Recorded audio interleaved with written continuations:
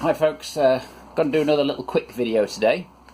This one on forming these little bowls. Now these are used for scales. I'll perhaps stick a complete picture up on my Facebook page after this to show you exactly what they're like. But they're weighing scales basically, and these little bowls. Now I make these by forming them into a stake, very similar to how I did the little Boss capped rivets, but on a larger scale. What I start with is basically a disc of the metal. Now bearing in mind that the size is going to reduce slightly, so this is a finished hammered bowl, but it started off as the same size disc, so if you're going to draw it down to maybe 1.5 centimeters depth, something like that, you're probably going to lose about 4 millimeters or something off the diameter. So just bear that in mind when you start off. We'll start off with your disc, and then what I do is I draw, you can sort of see them on there, I do the draw, or I incise some concentric circles to work to. Now I'm basically going to put this over here, and I'm going to use a hammer, again a ball peen ended hammer, to hammer the metal into that. But I start off, and I've done these in stages because it takes a little bit long, so I can sort of do a Blue Peter thing on you and jump forward to an advanced stage. So with this one, as you can see, I've started off by hammering in the centre. So basically all I did was go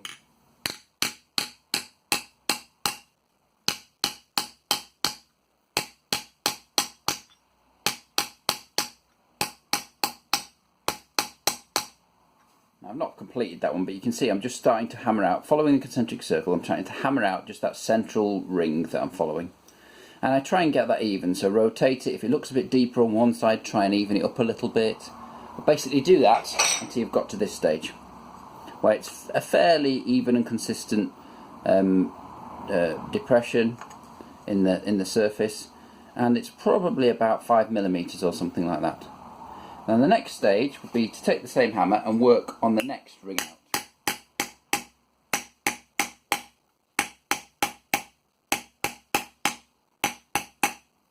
And again, just keep going on this, and you can see I've got one here that I've done. This has probably gone out to 8 millimeters depth or something, and all the way around, so it's slightly larger depression now. But there's still a couple of circles to go. So keep working on that basis basically. So next ring out.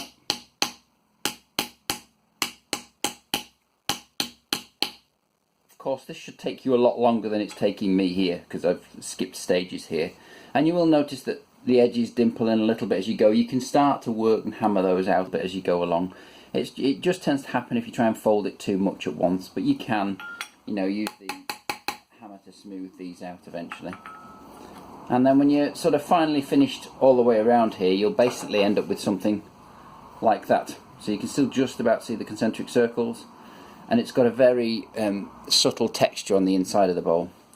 Now you can actually get rid of that by going up to a larger scale of ball peen hammer and just working into a shallower dome, and just little tiny taps to polish and smooth it all out. And you can also use abrasives, sandpapers and things like that.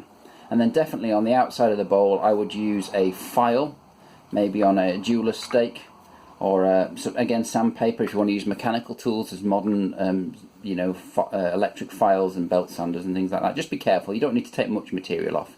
This surface is actually very smooth, you're just trying to flatten the texture a little bit, and that will give you a surface like this. Obviously this one's then been polished, but that will give you a smooth surface.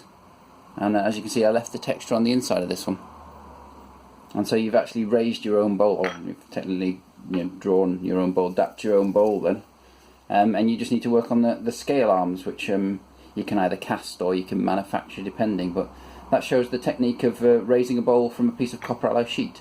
The metal you use doesn't matter. Brass will be a little bit harder, but it's fine. Bronze will be a little bit softer and easier.